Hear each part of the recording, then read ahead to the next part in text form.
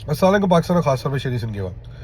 मेरे पिछले वीलॉग को जिसके अंदर मैंने आपको कुछ ब्रेकिंग न्यूज़ दी थी, करीब 3 से 4 दिन होने को आ रहे हैं, अभी तक ना उसकी तरदीद हुई है, मगर मैंने आपको अपनी तस्दीक के साथ ये बातें की थी, जिसके अंदर मैंने आपको ये बताया था कि खालिद मकबूल पाकिस्तान हाउस नहीं जा रहे, और अगर मैं गलत हूँ तो मेरी तस्दीक कर दें, को दिखा दें कि जी खालिद मकबूल रिसेंटली पाकिस्तान हाउस गए हैं।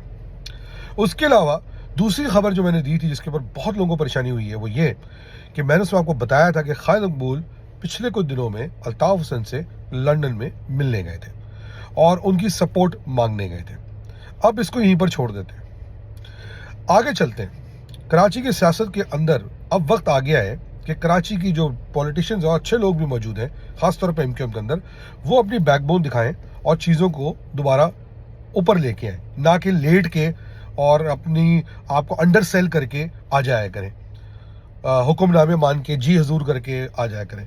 अब लहक लहक के उर्दू की सियासत ख़त्म हो गई। इस तमीज़ और तमद्दुन लहजे की सियासत से और लफाजियों से महाजर कौम को कुछ हासिल नहीं हुआ। उल्टी गिनती ख़त्म नहीं हो रही, मामला किस्तों पे आ गया है। अब आगे चलते हैं। खैर, बात चर्चा ये हो रही है, अक्सर लोग पूछते हैं कि ये बताइए कि जो डॉक्टर इशरदाबाद का जो फैक्शन बन रहा है या पार्टी बन रही है, मोहसिन पाकिस्तान पार्टी, तो उसका क्या फ्यूचर नज़र आ रहा है। अच्छा, उनका कहना जो मुझे समझ में आया है, वो कोई फैक्शन तो नहीं, वो एक पार्टी बना रहे हैं नेशनल लेवल की। और मेरा तजिया इस पर यह है कि अगर एमक्यूएम की क़यादत ने खुले दिल से उन लोगों को एक्सेप्ट किया होता, जैसे मैंने कुछ महीनों पहले कहा था कि जो एमक्यूएम से बाहर बैठे हुए हैं, और अपने लिंक्स एंड फाइल्स में उनको एक्सेप्ट किया होता, तो शायद आपको ये मसाइल नज़र नहीं आ रहे होते।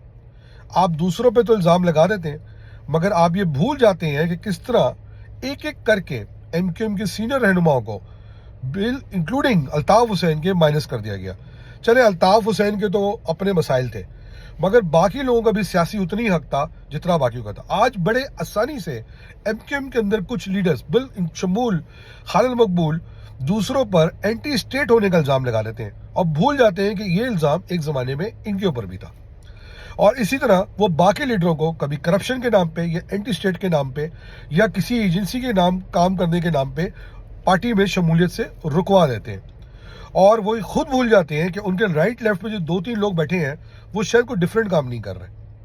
बहरहाल, अब देखना ये है कि जो नई ग्रुपिंग हो रही है, उस पर उन पे इल्ज़ाम लगाने की बजाय चेयरमैन खालिद मकबूल से ये पूछा जाए, चेयरमैन साहब से, कि आपकी गलत पॉलिसियों की, वीक पॉलिसी की वजह से ना पार्टी मजबूत हो पाई है, और जिस मर्जर को आप अपनी मजबूती समझ रहे हैं वो आपके इन योर फेस हुआ है, ना आपने कौम के लिए कुछ हकूक हासिल किए हैं, ना आपको कोई लीडर मानने को तैयार है, और अब एक नया ग्रोह आपके खिलाफ खड़ा हो रहा है, और आप इतने बुरे हाल में आ गए कि आपको लंदन जाके दोबारा उसी आदमी जिसके साथ आपने गद्दारी की है उसके आगे हाथ जोड़ने पड़ रहे हैं, उसके लिहाज से गद्दारी। बहरहाल, ये बहुत इंटरेस्टिंग सिचुएशन है जो कराची के अंदर, मुझे नहीं पता कि कौन क्या इम्पैक्ट क्रिएट करेगा, मगर मेरा इंटरेस्ट सिर्फ और सिर्फ इस बात पे है कि कराची की सियासत को दोबारा मुल्क के महवर पे होना चाहिए। बिल्कुल उस तरह नहीं कि जैसा 26 तरमीम चुका कि आपको किसी ने कह दिया, मजबूरी में आपको करनी पड़ गई आपको, और 27 तरमीम का चूरन दे दी गया जिसका कोई नतीजा नज़र नहीं आ रहा। आपको अपने आप को डिलिब्रेट करके दोबारा उस होराइजन पे दिखाना पड़ेगा कि लोग आपको दोबारा उसी सियासी इज्जत से देखें जैसे कि वो आपको एक ज़माने में देखते थे। चेयरमैन साहब फेल हो चुके हैं, जैसे कि मैंने कहा कि बाबर आजम के फेल होने पर उसको निकाल दिया गया और दूसरे कैप्टन को बिठा दिया गया।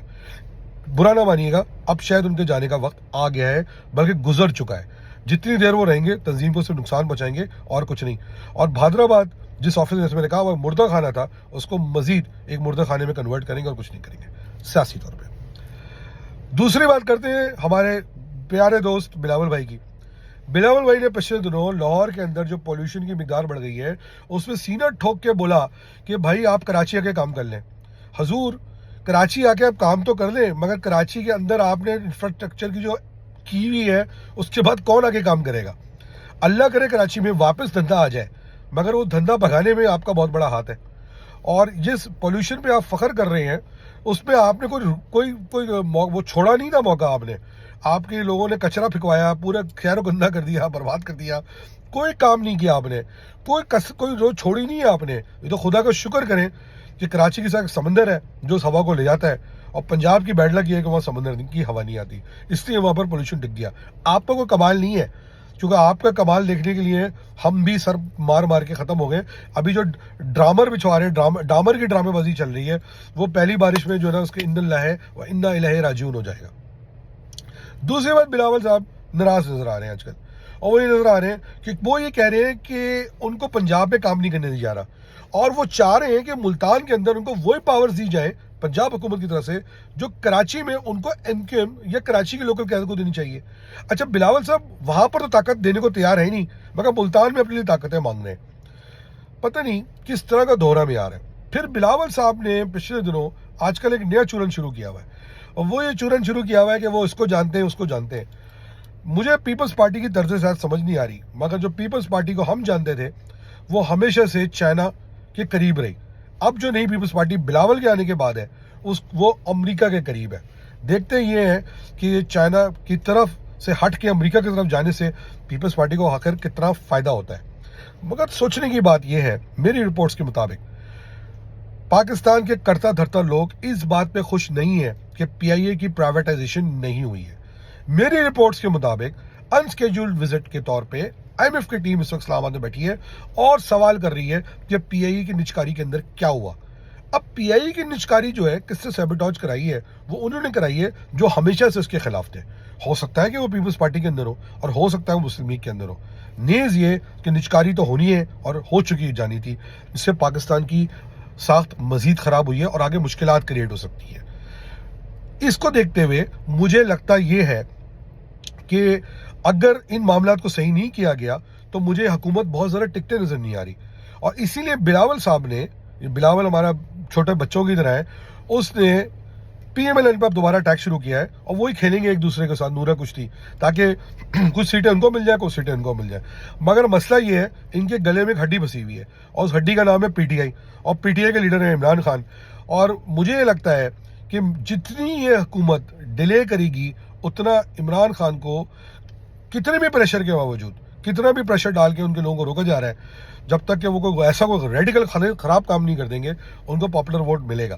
اور اگر پراپرلی ووٹنگ کرا دی جاتی ہے تو میرے حساب سے اس وقت وہ پورے پاکستان میں 2/3 کے ساتھ سویپ کریں گے, اور جو آئینی ترمیم کرا کے ان کو تحفہ دیا جائے گا یہی ترمیم ان کے خلاف استعمال ہوگی. تو اسی کے ساتھ فی الحال اجازت دیجیے کراچی کی سیاست پہ بالخصوص نظر رکھیے, چیئرمین صاحب پہ نظر رکھیے, اور اس لیے ان کے امپورٹنٹ ہے. ہمیں کہا جاتا ہے کہ آپ کچھ اور بھی بات کر لیں. بھائی مسئلہ یہ ہے نا, آپ کلیم کرتے ہیں نا کراچی کی باغ ڈور آپ کے ہاتھ میں ہے, تو ہم آپ سے سوال کریں گے. دوسری شکایت یہ کی جاتی ہے کہ میں چیئرمین صاحب کو کریٹ کر رہا ہوں. بھائی جب پارٹی کے آئین نے چیئرمین صاحب کو ایبسولوٹ پاور دے دی ہے اور فیصلے چیئرمین صاحب ہی کر رہے ہیں, اور ہر دفعہ آگے وہ بول دیتے ہیں کہ اگلی دفعہ میں خیال رکھوں گا, تو چیئرمین صاحب سے سوال ہوگا نا بھائی. اسی کے ساتھ دانش قادری کو اجازت دیجیے. پاکستان زندہ باد.